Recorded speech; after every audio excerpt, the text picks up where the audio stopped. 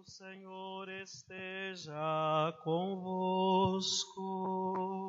Ele está no meio de nós. Conclusão do Evangelho de Jesus Cristo, segundo Lucas. Glória a vós, Senhor.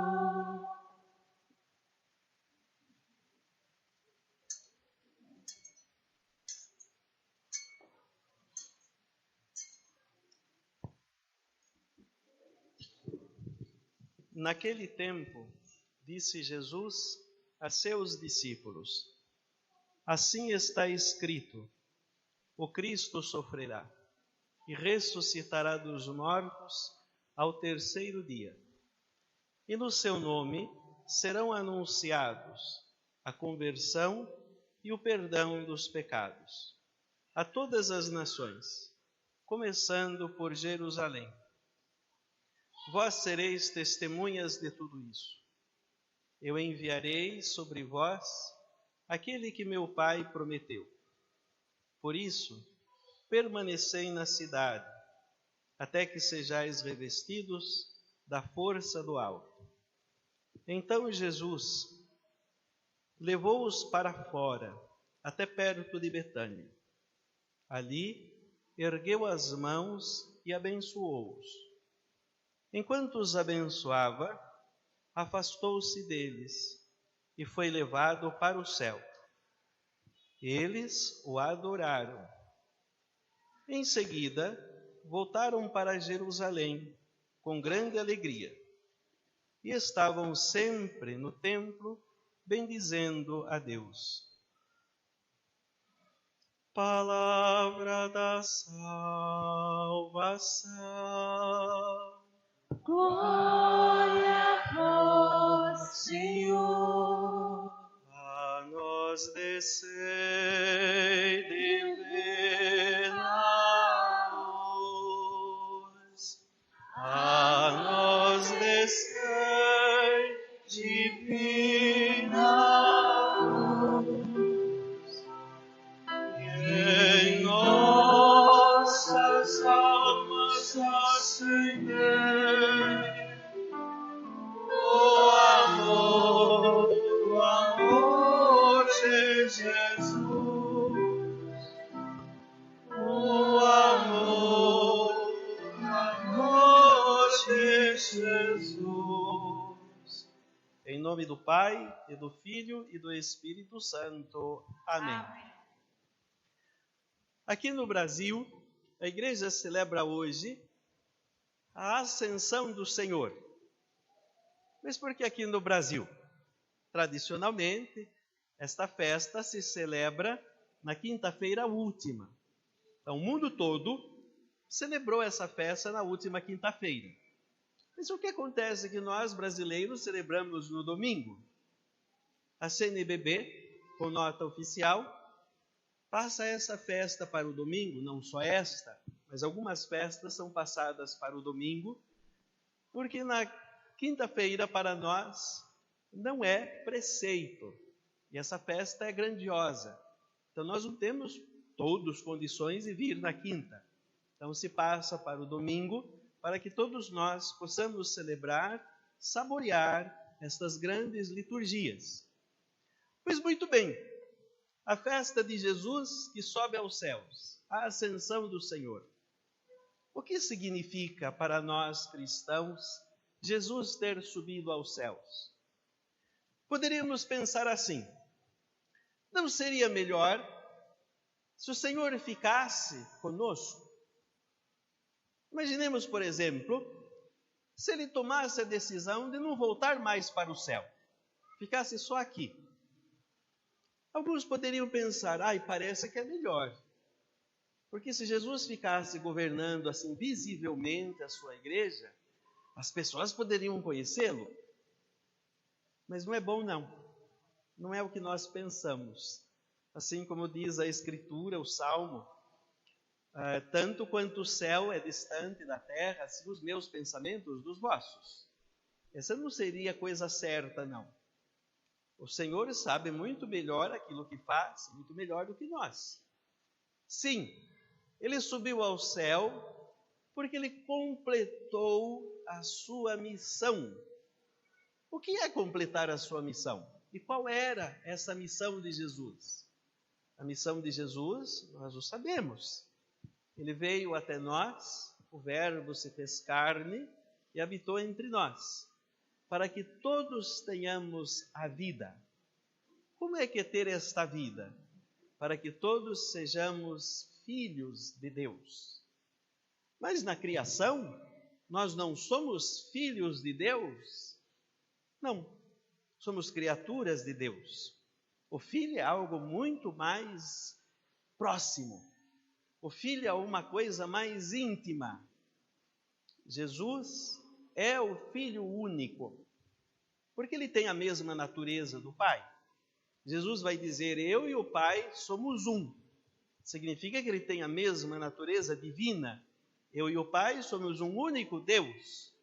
Pai, Filho e Espírito Santo. Esse é o grande mistério. Se fala mistério porque não entra na nossa mente racional. Nós não somos capazes de entender as profundidades das coisas divinas, por isso é mistério. A Santíssima Trindade não entra na nossa mente. Só sabemos por revelação que Deus são três pessoas, mas um único Deus. Como é isso? Eu também não sei. Daqui a alguns dias nós vamos celebrar a festa da Santíssima Trindade. Vamos ter oportunidade de meditar sobre esse mistério. Mas não entrar na nossa mente com a racionalidade que não é possível. E também a mesma coisa da encarnação divina. Como é que Jesus, como é que Deus, o Verbo eterno, se fez homem, assumiu a nossa natureza. Como é que é isso? Até o demônio não entendeu. Quando o demônio vai atentar Jesus, na Quaresma, nós pudemos ouvir a tentação de Jesus no Evangelho. O demônio pergunta para Jesus, se és o Filho de Deus, então faz que essas pedras se tornem pães. Quer dizer, ele também queria uma prova. Então prove para mim que tu és o Filho de Deus. Nem o demônio entendeu esse mistério, muito menos nós. Não somos capazes de compreender esta glória do Senhor ter unido-se à nossa natureza. Se fez um de nós. Como?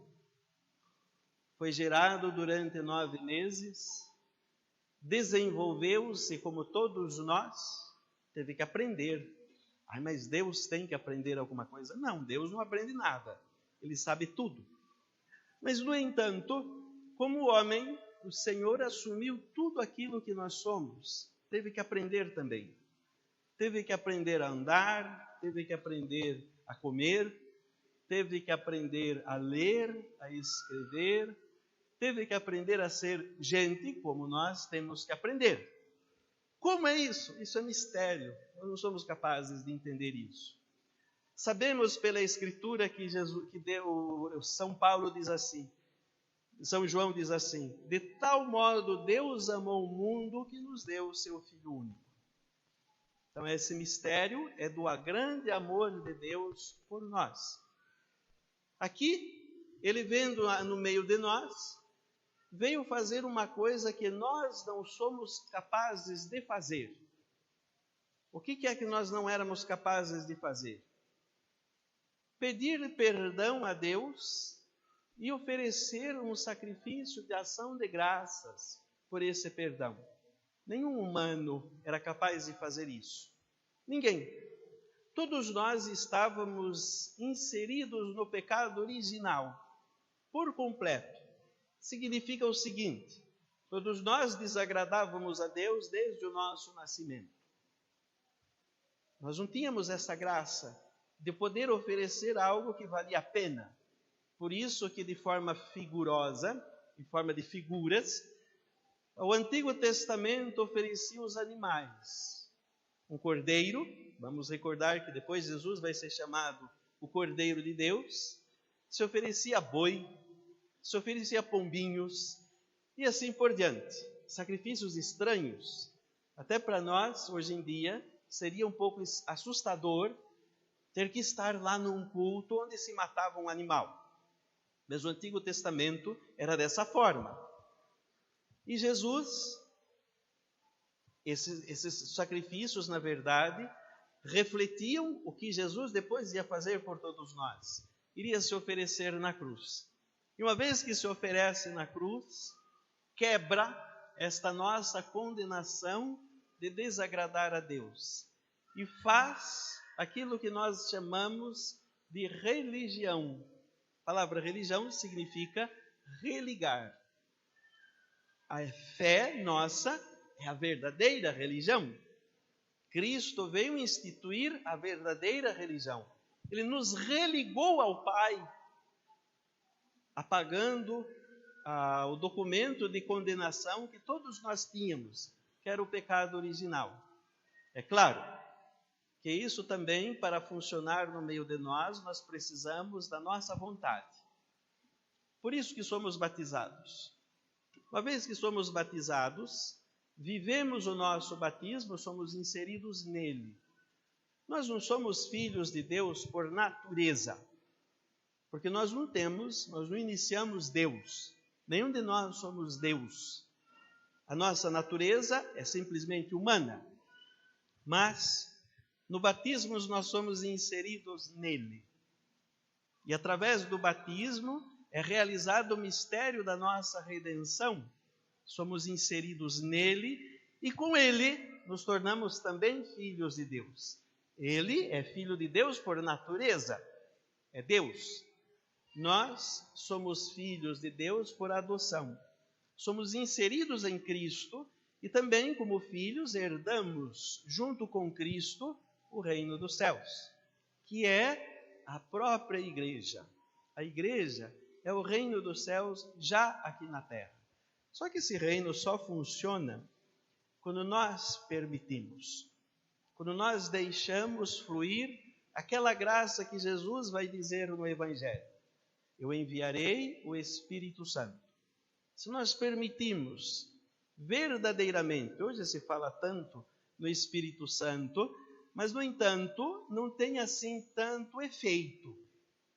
Só se fala muito, mas o Espírito Santo é aquele que nos santifica toda a sua igreja e nos faz viver os mistérios da graça de Deus, da glória de Deus, nos faz estar unidos a Deus. Quando Jesus completou essa sua missão de nos religar ao Pai, de nos fazer filhos de Deus, ele continua, ressuscita, se sacrifica por nós, ressuscita, e depois da sua ressurreição, durante 40 dias, continua instruindo de forma muito simples os apóstolos. O que significava essa instrução? Jesus estava ensinando a eles os primórdios de sua igreja e como eles deviam fazer no início de tudo. E depois, uma vez que completa toda essa sua missão, ele volta para o seu lugar, para o céu, onde nós rezamos no credo, e está sentado à direita de Deus Pai Todo-Poderoso. Mas ele não nos abandonou. Ele vai dizer aos discípulos: eu estarei convosco todos os dias até o fim do mundo. Então não significa que simplesmente nos abandonou. Mas a necessidade de Jesus subir ao céu era para que pudesse nos enviar o Espírito Santo. Ele vai dizer: se eu não for, não virá o Consolador. É necessário que eu vá. Uma vez que Jesus termina a sua missão entre nós, a terceira pessoa da Santíssima Trindade começa a sua missão de continuar a obra de amor, de misericórdia do Senhor. No próximo domingo, vocês estão fazendo a novena do Espírito Santo. No próximo domingo é o dia de Pentecostes. Vamos poder meditar mais profundamente na graça do Espírito Santo, na missão do Espírito Santo. No entanto, Jesus prometeu: se vocês fiquem na cidade, estejam em oração, unidos. Olha a importância da união. Vocês fiquem em oração unidos, e eu enviarei o Paráclito. E assim acontece no dia de Pentecostes. A nossa mãe querida nunca está distante de nós, estava lá junto. E através das suas orações e das orações dos apóstolos, eles receberam o Espírito Santo. A partir daí, perderam todo o medo. Até aí, eles morriam de medo demais.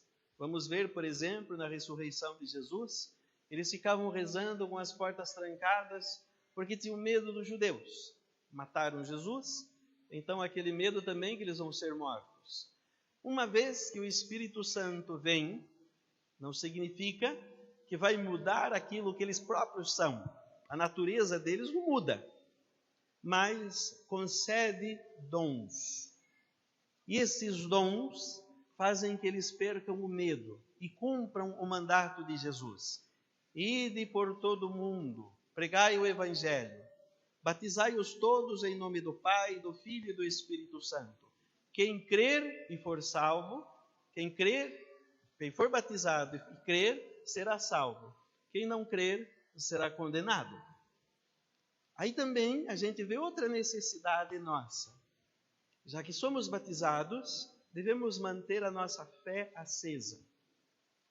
Se não mantemos a nossa fé acesa, o nosso caminho vai para um mau lugar, vai para o lado feio.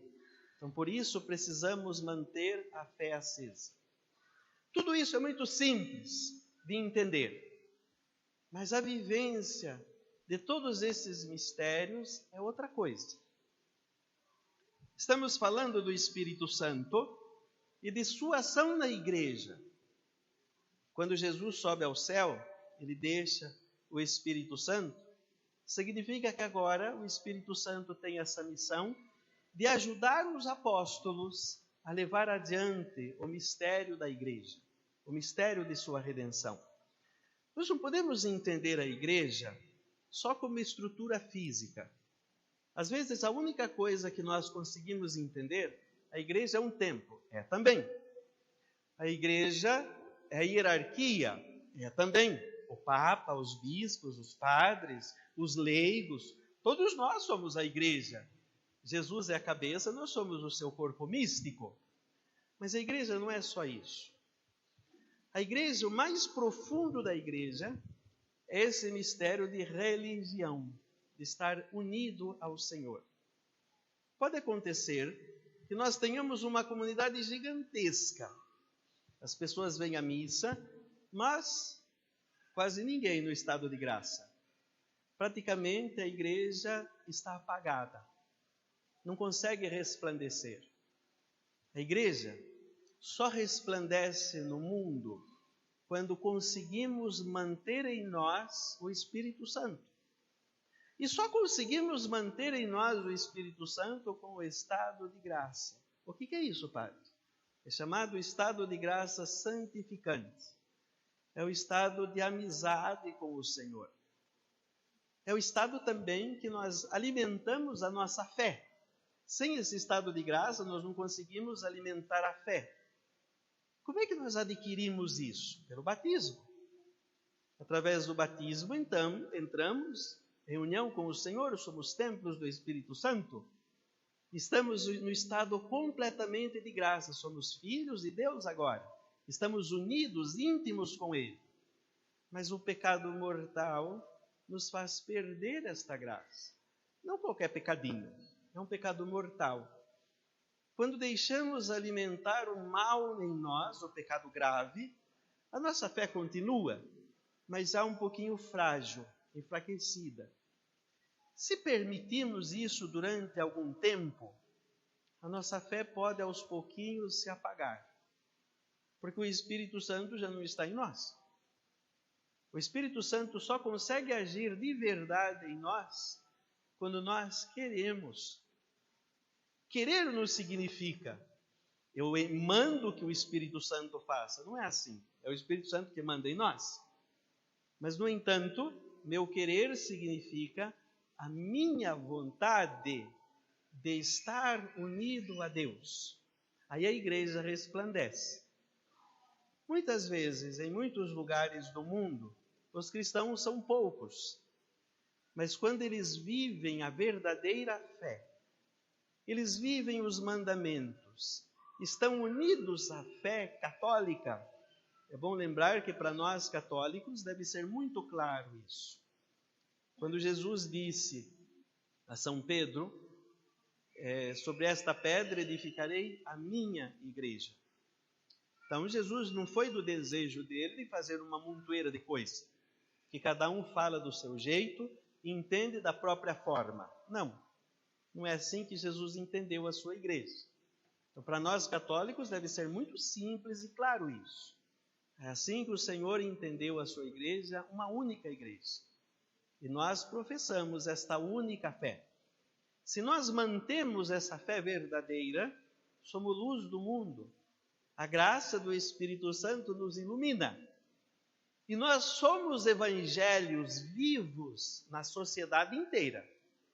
Nós iluminamos as pessoas. Jesus vai dizer, vós sois a luz do mundo. Não se esconde esta luz.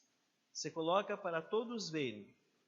Mas nós vamos ficar se aparecendo, é isso que Jesus mandou? Não é para sair se aparecendo como se fôssemos os melhores do mundo. Não é isso que Jesus falou. É pelas nossas obras de fé.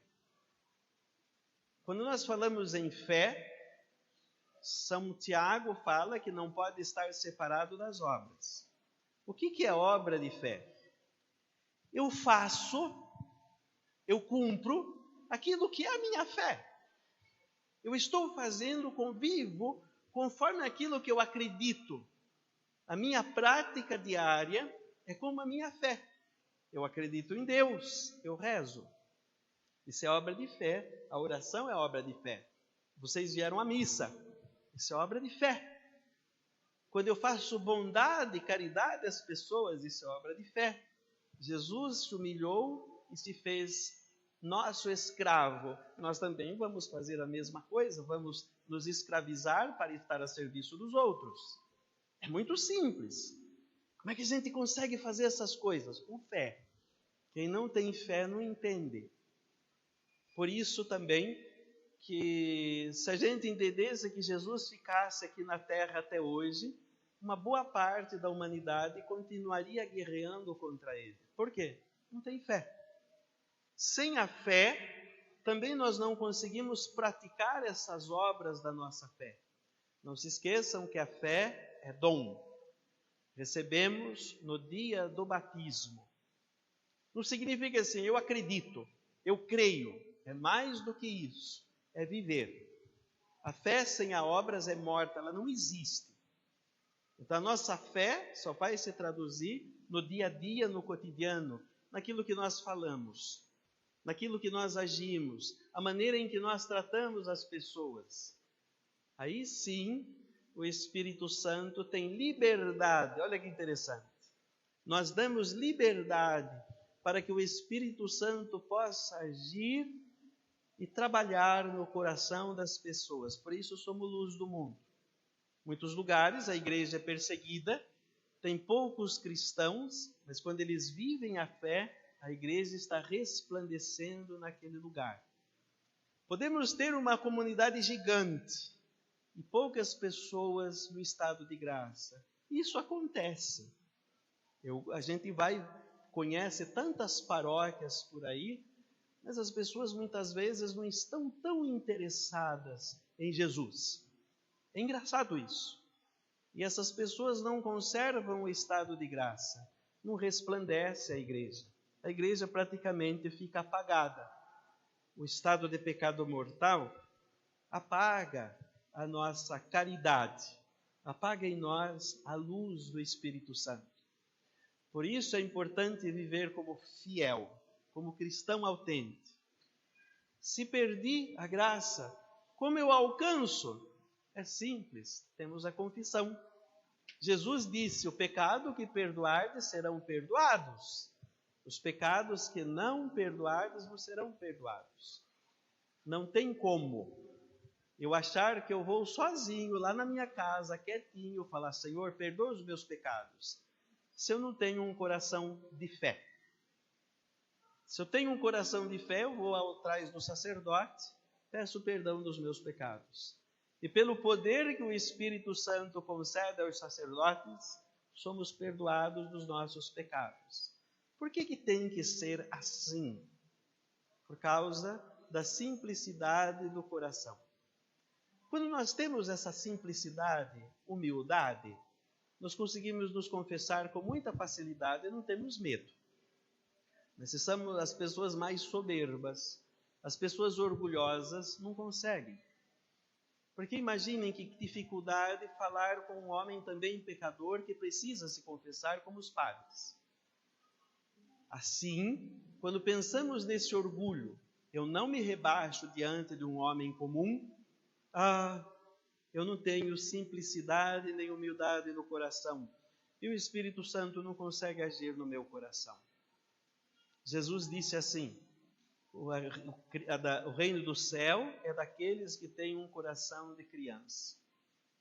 O coração de criança não significa que vamos voltar a ser meninos e meninas, mas ter um coração puro, inocente, que confia na misericórdia de Deus e deixa ser guiado pelo Pai, pela Mãe. Deixamos-nos guiar pela Igreja, porque ela nos ensina o caminho da salvação. Este é o presente que Jesus nos deixou, a sua Igreja. Amemos a Igreja. Ele subiu ao céu e não nos abandonou, continua governando a sua Igreja. Peçamos a nossa Mãe, Nossa Senhora, que nunca nos abandone, sobretudo naquelas vezes que temos dificuldades com a fé, aquelas vezes que não somos capazes de compreender a graça do Espírito Santo em nós. Que a Santíssima Virgem, através de sua poderosa intercessão, ela nos ajude a receber a graça do Espírito Santo, a sermos dóceis como ela foi, ela que é a esposa do Espírito Santo. Que a sua prece, a sua intercessão nos conduza à vontade de Jesus e nos ajude a sermos templos do Espírito Santo como ela o é. Em nome do Pai, e do Filho, e do Espírito Santo. Amém.